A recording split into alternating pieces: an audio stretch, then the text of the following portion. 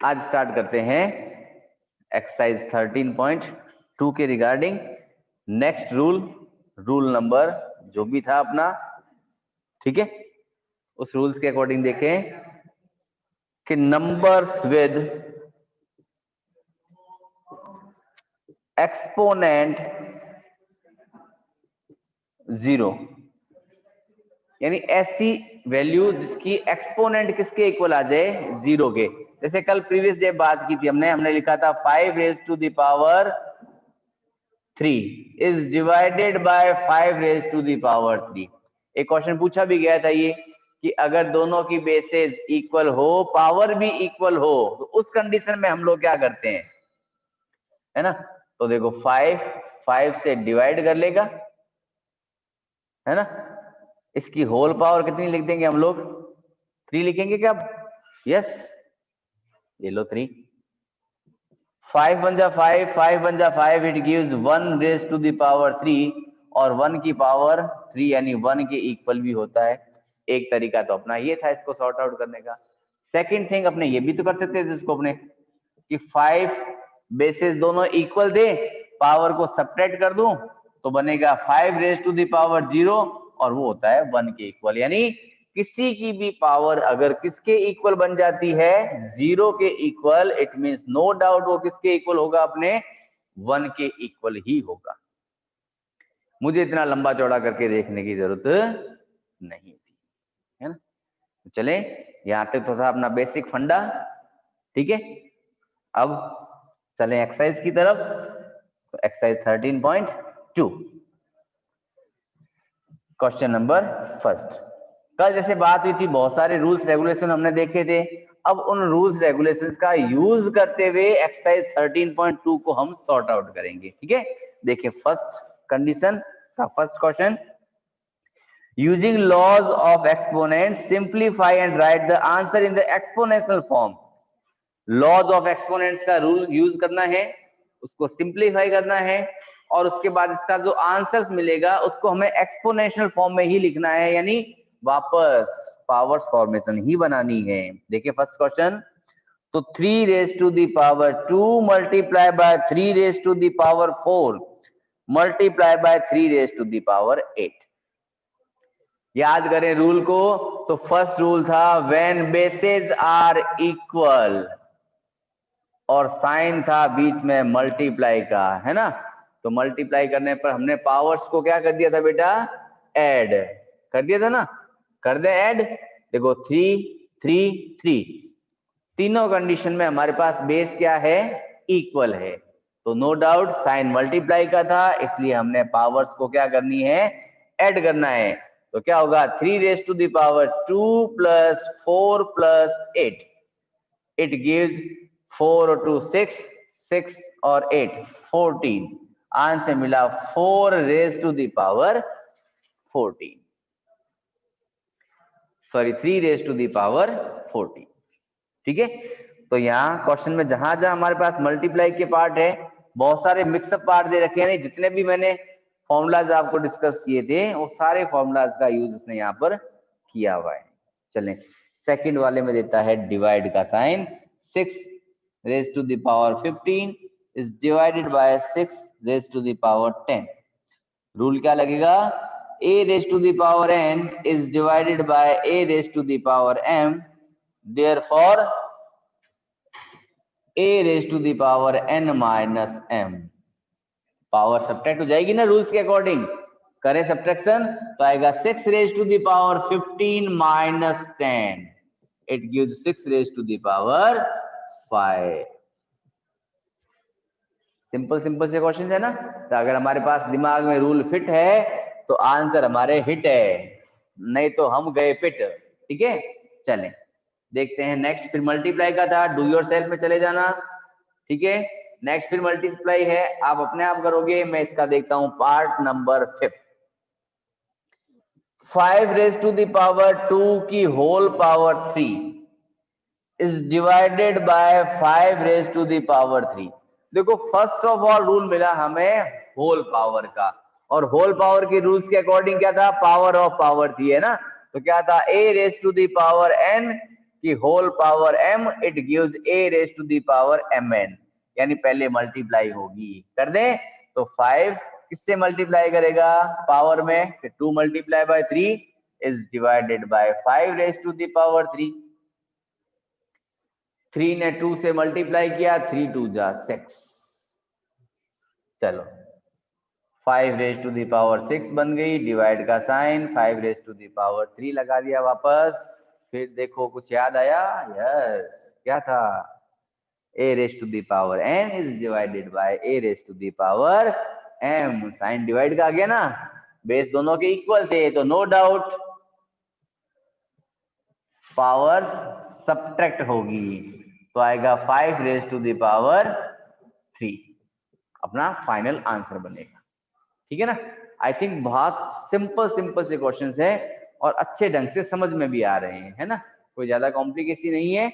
हाँ, बट आगे वाले क्वेश्चंस जैसे जैसे कॉम्प्लिकेसी बढ़ेगी, सिंप्लीफाई जब करेंगे तो हमें ज्यादा सोचने की जरूरत पड़ेगी हम इसके साथ क्या करें, नहीं तो वो हमारे साथ कुछ कर जाएगा, है ना। चल कि अगर हमने उसको सही ढंग से सेट कर दिया तो ठीक है, अदरवाइज वो हमारे आंसर को बिगाड़ जाएगा। तो फटाफट एक तो इसका ले फोटो कर लो ताकि मैं नेक्स्ट बढ़ूं। चले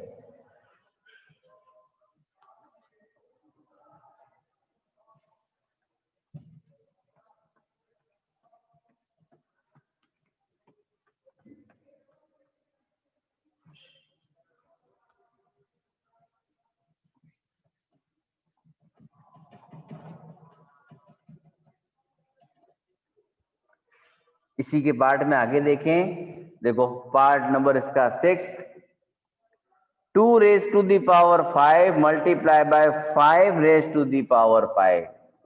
कल था लास्ट का रूल अपना, बेसेस अनइक्वल थे, पावर सेम थी, तो क्या हुआ था, बेस ने मल्टीप्लाई कर लिया था, पावर सेम बना दी थी, है ना।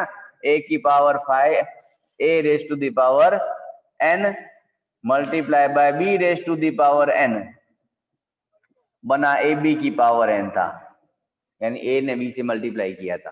ठीक है, अभी तो रूल्स लिख रहा हूं मैं बीच बीच में क्योंकि अभी चैप्टर की शुरुआत है, बाद में आप लोग रूल्स अपने आप आइडेंटिफाई करोगे। 5 2 जा 10, 10 raise to the power 5, 10 raise to the power 5। ठीक है, क्लियर है बात, कोई दिक्कत वाली बात नहीं है।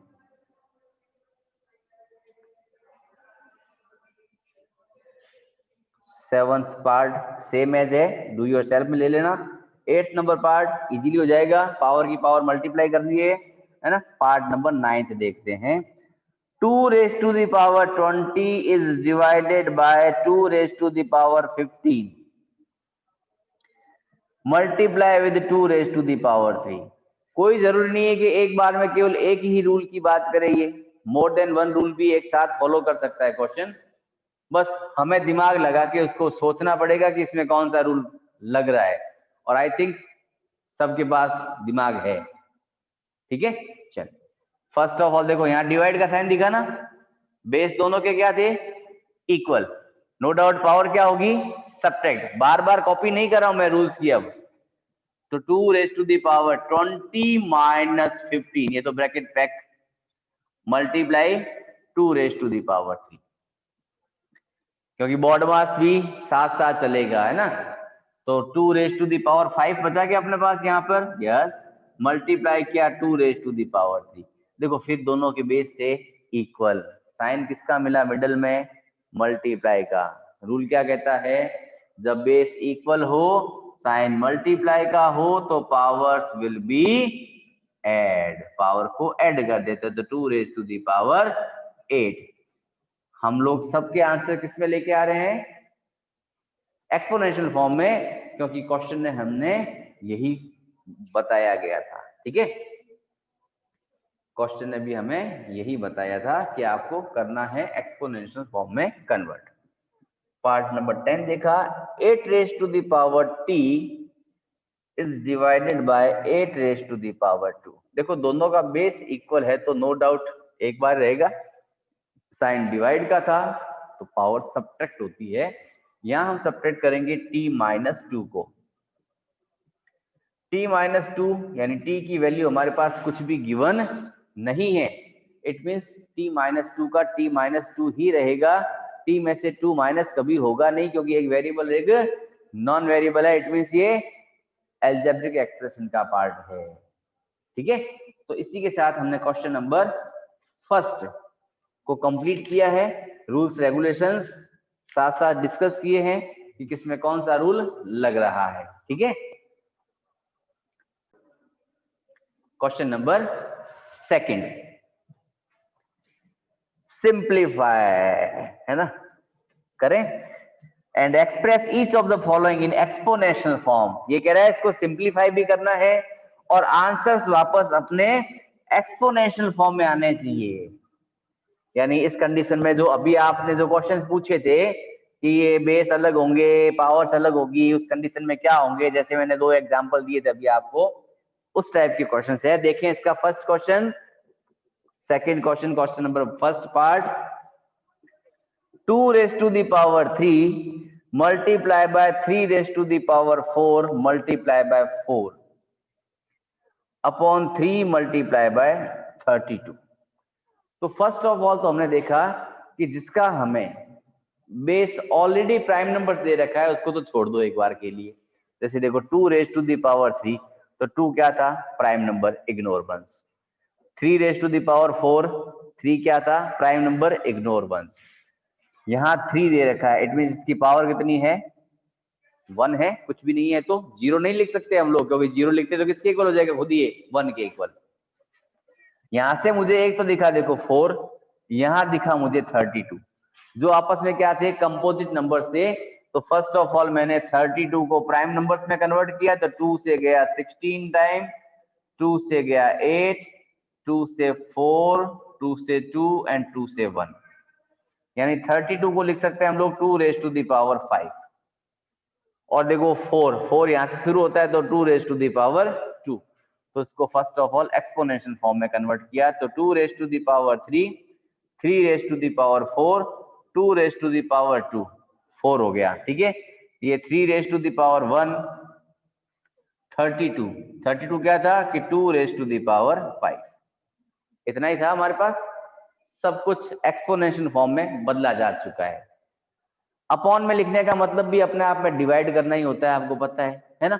इट मींस देखो, अब अलग अलग रूल फॉलो नहीं करेंगे, सबको एक साथ लेके चलेंगे। इसका बेस 2, इसका बेस 2, दोनों के बीच साइन मल्टीप्लाई का, तो जब बेस इक्वल हो, साइन मल्टीप्लाई का हो, पावर्स ऐड हो जाती है, तो 3 + 2 हो गया। क्लियर है बात। बट देखो नीचे डिवाइड में 2 रेज टू द पावर 5 है, यानी ये 5 डिवाइड वाला किसमें चला जाएगा, सब्ट्रैक्शन में, तो यहां मैंने माइनस कर दिया 5।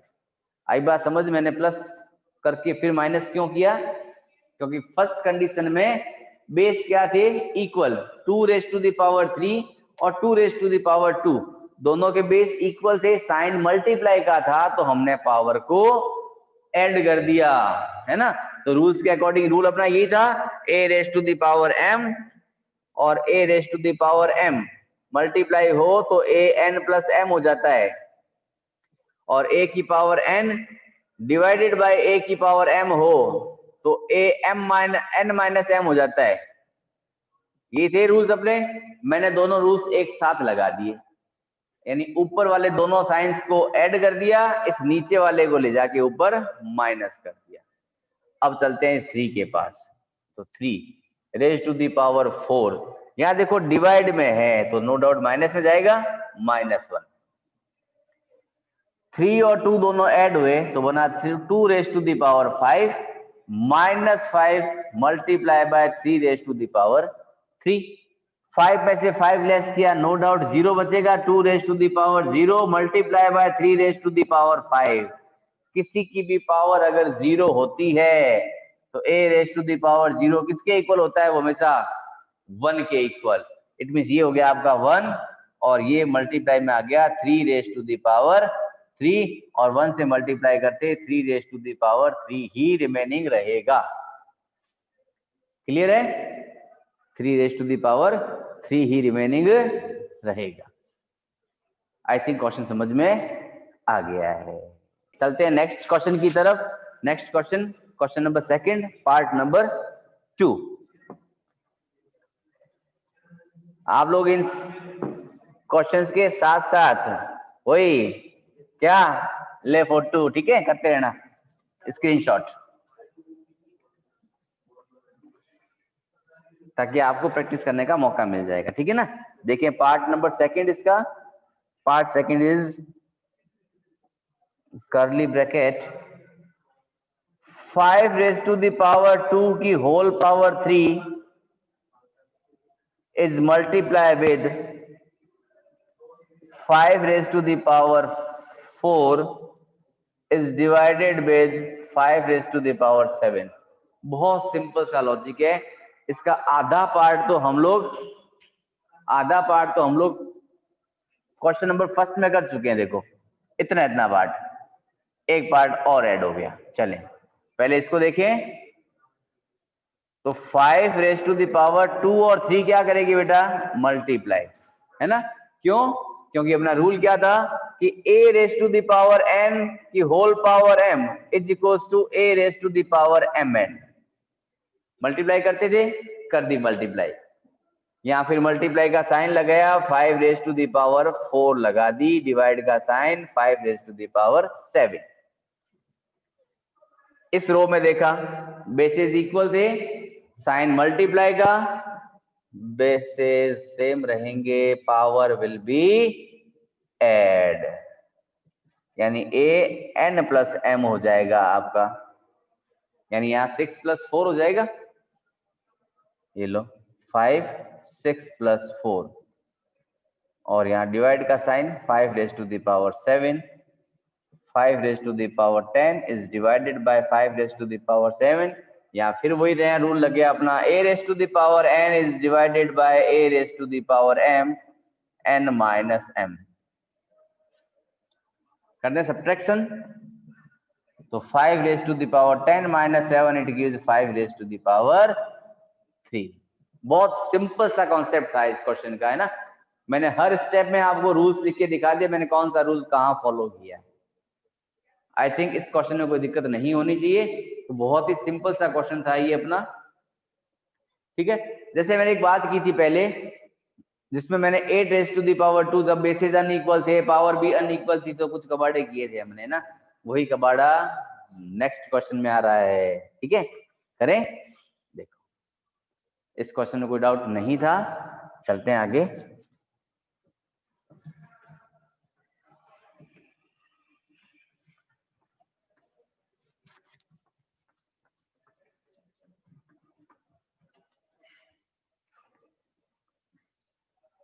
Twenty 25 raise to the power 4 is divided by, किससे कर रहा है, 5 रेज़ टू द पावर 3 से, है ना। देखो दोनों के बेसिस भी अनइक्वल है, दोनों की पावर्स भी क्या है, अनइक्वल है। तो फर्स्ट ऑफ ऑल इस देखा 25 को, क्या 25 मेरा प्राइम नंबर था, नहीं था, तो पहले इसको प्राइम में बदल देता हूं मैं।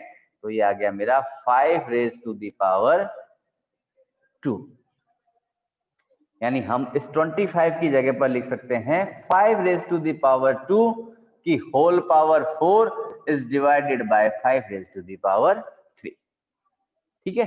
यहां फिर वही लग गया ना, a raise to the power n की होल पावर m, पावर की पावर क्या करेगी, मल्टीप्लाई कर दें, तो 5 रेज़ टू द पावर 5 4 टू जा 8 is divided by 5 raise to the power 3।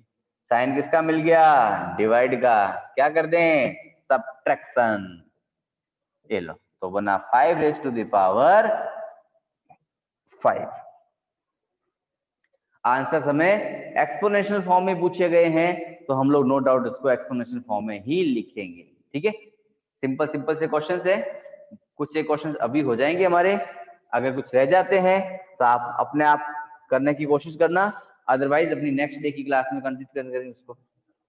Next देखो 3 multiply by 7 raise to the power 2 multiply by 11 raise to the power 8, फिर लिखा 21 into 11 raise to the power 3। हमने क्वेश्चन में क्या देखा कि हमारा 3 था एक प्राइम नंबर, 7 प्राइम नंबर था, 11 प्राइम नंबर था। अपॉन की बात करें तो 21 एक कंपोजिट नंबर है, यानी 21 के फैक्टर्स निकालें। 3 की टेबल में 7 टाइम, 7 की टेबल में 1 टाइम। 11 तो ऑलरेडी क्या था, प्राइम नंबर ही था। चले, यहाँ 3 की पावर कुछ नहीं है, इट मीन्स 1। लगाओ तो लगाओ, नहीं तो कोई जरूरी नहीं है। 11 रेज टू दी पावर 8, 21 कैसे लिखा जा सकता है कि 3 मल्टीप्लाई बाय 7, दोनों की power 1 1। 11 raise to the power 3। देखो आप लोग चाहो तो यहाँ सिंपलेस्ट इसको सिंप्लीफाई में, यानी पावर्स को कट भी कर सकते हो। यहाँ 3 की पावर 1 थी, यहाँ भी 3 की पावर 1 है, 1 से 1 कट गया। बट अगर हमने रूल्स रेगुलेशन की बात कर रहे हैं तो बेस इक्वल है, पावर सब्ट्रैक्ट होगी क्योंकि डिवाइड का साइन आ गया बीच में, है ना। बस उसी चीज को पकड़ के चलेंगे हम लोग। सारे कॉलम्स एक साथ लेके जा रहा हूं मैं। देखो फर्स्ट ऑफ ऑल मैंने 3 को देखा, 3 ऊपर पावर भी 1, नीचे पावर भी 1, 1 माइनस 1, 1 माइनस 1। क्लियर है कॉन्सेप्ट। सेकंड थिंग देखी मैंने 7 को, तो यहाँ लिखा 7 रेज टू द पावर 2, नीचे से 1 आया तो -1। ठीक है, ये डिवाइड में थे दोनों ही। यहाँ देखो 11 रेज टू द पावर 8, और ये सेकंड वाला 3 आया फिर माइनस में। क्यों? क्योंकि सबके बीच में साइन किसका था, डिवाइड का था। और डिवाइड में पावर्स क्या हो जाती है, सब्ट्रैक्ट हो जाती है। a raised to the power n is divided by a raised to the power m is equals to a की पावर n माइनस m। 1 में से 1 लेस किया 0, 2 में से 1 लेस किया 1, 8 में से 3 लेस किया 5। 0 लगाते तो 1 बन जाता है। क्यों? क्योंकि हमारा रूल भी वही कहता है a raised to the power 0 is equals to 1। Multiply by 7 की पावर 1 को 7 लिख सकते हैं। 11 की पावर 5, 11 की पावर 5 ही रहेगी हमारी, 1 को लिखने की रिक्वायरमेंट नहीं है। 7 1 जा 7, multiply by 11 raise to the power 5। तो आंसर फाइनल क्या रहेगा, 7 multiply by 11 raise to the power 5। Clear है। आज का लास्ट क्वेश्चन करते हैं, क्वेश्चन नंबर 5। उसके बाद बाकी की क्वेश्चन आप अपने आप करके देखोगे, बट आगे की क्लास में यानी नेक्स्ट डे की क्लास में जरूर उसको हम डिस्कस करेंगे। जो कॉम्प्लिकेटेड लगेगा उसको डिस्कस करेंगे, अदरवाइज नेक्स्ट क्वेश्चन की तरफ मूव करेंगे हम लोग। ठीक है, इसका देखते हैं पार्ट नंबर 5। बहुत ही सिंपल सा क्वेश्चन है। 3 रेज टू द पावर 7, यहां लिखा 3 raise to the power 4 multiply by 3 raise to the power 3। ये तो ना समझ ही बता देगा कि आंसर 1 ही आना है। अब सोच रहे हो कि कैसे आ रहा है। देखो दोनों के बेस क्या है, इक्वल। सेम बेसिस होने पर पावर्स क्या होती है, ऐड होती है। करें देखो 3 raise to the power 7 upon होगा 3 raise to the power 4 plus 3। इसको हम लोग क्या लिख सकते हैं, 3 raise to the power 7 upon 3 raise to the power 7। आप चाहो तो ऐसे सिंपलेस्ट काट के 1 कर दो। अदरवाइज अगर हम लोग रूल की बात करें तो अगर रूल्स के अकॉर्डिंग चलना चाहिए हमें वैसे तो डिवाइड करेंगे, तो डिवाइड में सब्ट्रैक्शन हो जाता है। तो 3 की पावर 7 माइनस 7, तो 3 रेज टू दी पावर 0, और किसी की पावर 0 यानी 1 के इक्वल। यानी इसी कंडीशन में नहीं, एक सिंगल से क्वेश्चन में मैंने 3 रूल फॉलो कर दिए। देखो फर्स्ट ऑफ ऑल प्लस का, सेकंड यहां लगा दिया मैंने सब्ट्रैक्शन का क्योंकि डिवाइड का साइन आ गया था। थर्ड लगा दी a raise to the power 0 is equal to 1। ठीक है, तो यहां तक ओवरऑल 5 क्वेश्चंस हो चुके हैं। 6 नंबर क्वेश्चन सिंपल सा ही है। देखो क्योंकि 0 0 दे रखे हैं, 2 की power 0 plus 3 raise to the power 0 plus 4 raise to the power 0, किसी की भी पावर 0 तो किसके इक्वल, 1 के इक्वल, है ना। तो ये 1 ये 1 ये 1, तो 1 प्लस 1 प्लस 1, छोटा बच्चा बताता है आंसर 3। ठीक है, वही अगर इसी के नेक्स्ट 7 नंबर पार्ट में साइन मल्टीप्लाई का दे दिया तो 1 multiply by 1 multiply by 1 it gives 1। नहीं नहीं करते करते 7 क्वेश्चन तक हमने इसके कंप्लीट कर लिए। ठीक है, तो आज के लिए इतना ही कुछ, बाकी रिमेनिंग पार्ट प्रैक्टिस करके देखना, होता है अच्छी बात है, अदरवाइज उन क्वेश्चंस के बारे में कल की क्लास में हम डिस्कस करेंगे। ओके बाय बेटा।